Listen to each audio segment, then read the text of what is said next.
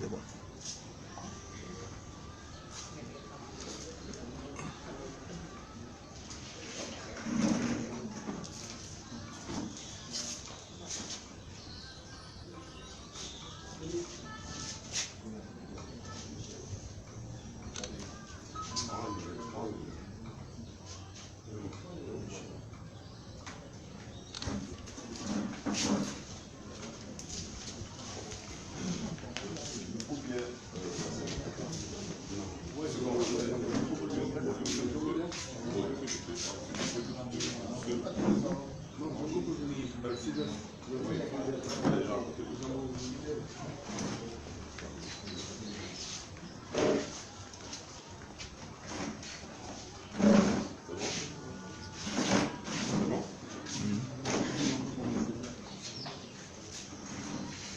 Mesdames et messieurs, chers amis de la presse, bonsoir. Merci d'avoir répondu à l'invitation pour cette rencontre de ce soir.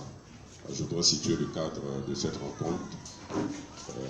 Vous êtes sans ignorer la situation qui prévaut dans notre commune à l'issue de la reprise des élections du 16 décembre dernier. Voilà, beaucoup de choses se disent et on est resté silencieux parce qu'on ne voulait pas répondre à certaines provocations. On reste dans cette dynamique, cette logique-là, mais il est bon que l'opinion nationale et internationale sache un certain nombre d'informations. C'est dans ce cadre-là que nous nous retrouvons ce soir en présence du docteur Adia Arnaud, président de la JPDCI urbaine, mais qui pilote également l'ensemble de la jeunesse pour le candidat Georges-Philippe Ezalé dans la commune de Grand-Bassam. Donc cette rencontre, c'est juste un point de presse, pas une conférence de presse. Un point de presse, une déclaration qu'il va nous donner. Merci.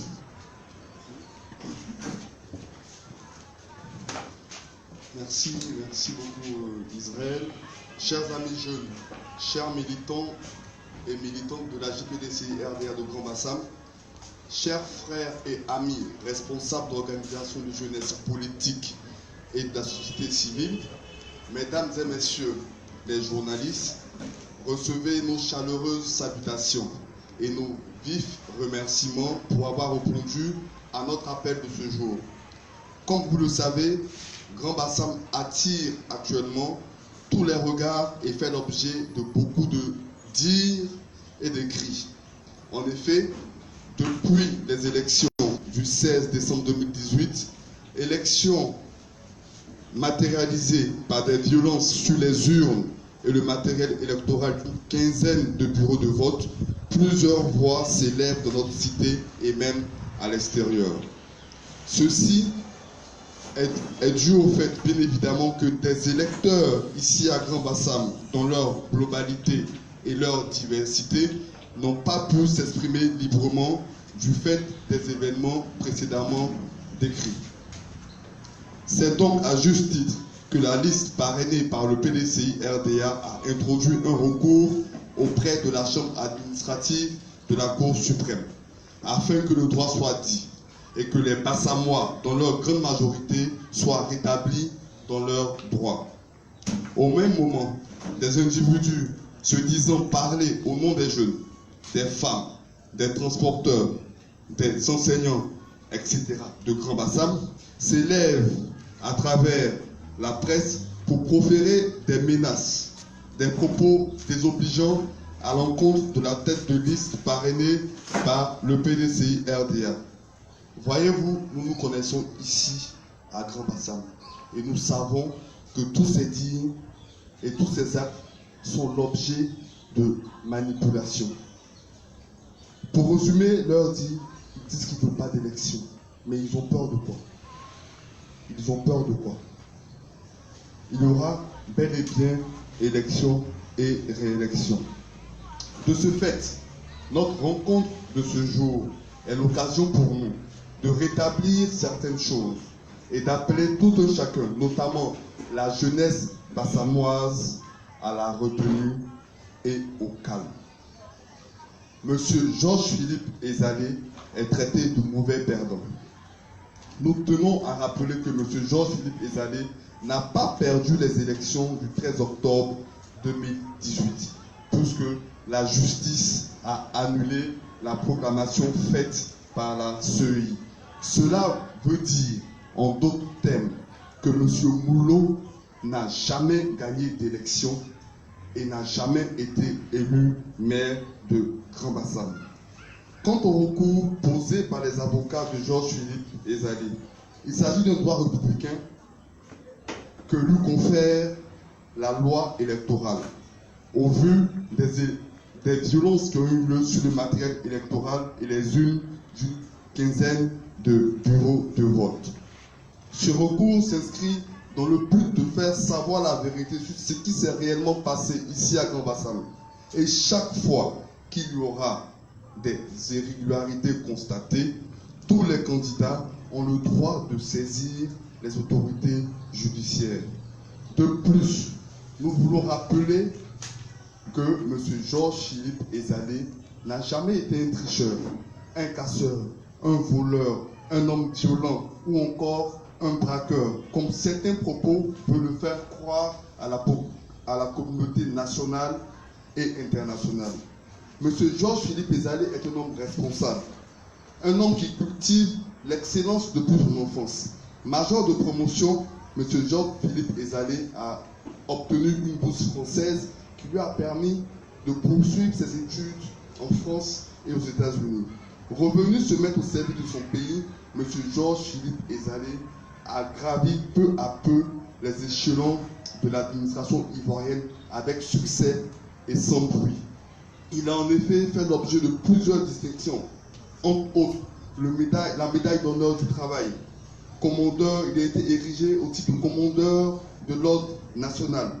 De plus, sa gestion de la chose publique, sa gestion de la mairie de Grand Bassam lui a valu de se voir décerner le prix d'excellence en 2016, consacrant ainsi le meilleur élu local de Côte d'Ivoire, il y a seulement 2 ans. On ne peut pas traiter un homme de sa carrure de braqueur et autres. Sa probité, son intégrité, en toutes circonstances, sont connues et reconnues dans ce pays et hors de ses frontières. Il n'a pas changé et il ne peut pas changer du jour au lendemain. Bien au contraire, Georges-Philippe Ezali, ici à Bassam, est connu pour être un homme généreux, au service de sa population, toujours au contact de cette population, sans distinction d'origine, d'ethnie ou de religion. C'est pourquoi ces mêmes populations se sont mobilisées à la fois le 13 octobre et le 16 décembre pour lui affirmer leur reconnaissance et pour faire de lui le maire de Grand Bassam. Mais hélas, c'était sans compter sur la superviseuse de la CEI locale, qui, pour des raisons que nous ignorons, a voulu faire dire aux populations de Grand Bassam le contraire de leurs aspirations, et ce, à 2 reprises. Permettez-nous, à ce stade de notre propos, de revenir sur l'arrêté du juge Pierre Claver-Kobo, qui décrit les raisons pour lesquelles il casse la proclamation des résultats de Grand Bassam le 13 octobre.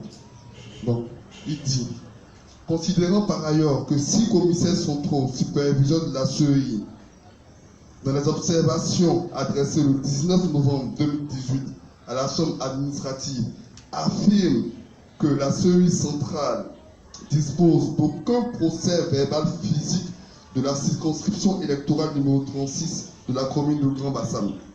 Et la commission centrale a, en sa session du 6 novembre 2018, rejeté le mémoire en défense proposé par le superviseur en charge de la région du Sud-Comoué, qu'il conclut que les résultats de l'élection des conseillers municipaux de la circonscription 36 de Grand Bassam, qui a été proclamée par la CEI, n'a pas respecté les procédures techniques et administratives validées par la commission centrale de la CEI et consignées dans le mode opératoire arrêté à cet effet. Considérant qu'il résulte de ce qui précède que les résultats, écoutez-moi bien, annoncés dans ces circonstances ne présente pas un caractère de sincérité.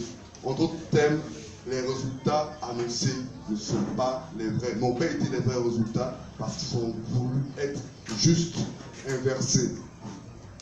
Voyez-vous, beaucoup de choses doivent changer au niveau de cette ligne locale de Grand Bassam. Au niveau surtout de la supervision de cette seuil locale de Grand Bassam que nous, jeunesse du PDCI, nous recusons totalement. Mais bon, en tout cas, nous ne cesserons jamais de remercier et de réconforter les brasses populations de Grand Bassam à qui nous disons Yako. Nous félicitons toute la jeunesse de Grand Bassam dans son ensemble pour son implication et son dévouement à voir la vérité triompher ici à Grand Bassam.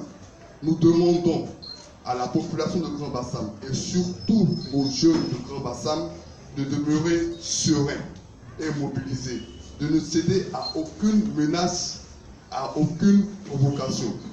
Nous leur demandons encore une fois d'avoir confiance dans la justice de notre pays, qui, nous en sommes convaincus, lira le droit.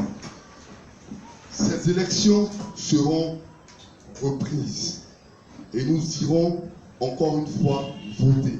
Et nous le disons parce que, au vu de la jurisprudence observée dans certaines localités, au vu des propres déclarations du président de la Chambre administrative de la Cour suprême, qui a même déjà statué sur le cas de Bassam sans le savoir, nous restons convaincus et sereins et nous savons que la justice ne se dédiera pas. Et c'est également le lieu de remercier et féliciter le collectif d'avocats en charge du dossier pour leur brillant travail et leur brillante conférence de presse animée cette semaine à la maison du parti. Et nous restons convaincus qu'avec ce dossier aussi fourni, aussi détaillé qu'ils ont transmis aux autorités compétentes, les Bassamois et les Bassamoises auront gain de cause parce que le droit sera lu. Et donc, nous appelons tout le monde à la sagesse. Nous appelons la jeunesse à la sagesse. Et pour cela, nous invitons les sages de Grand Bassam, les leaders politiques de Grand Bassam, nos guides religieux à Grand Bassam, nos chefs traditionnels et de communauté à Grand Bassam, à œuvrer pour la cohésion sociale qui a toujours caractérisé Grand Bassam. Nous devons préserver cet acquis de vivre ensemble à tout prix. En effet, au sortir de ces élections municipales, le grand gagnant devra être Grand Bassam. Je vous remercie.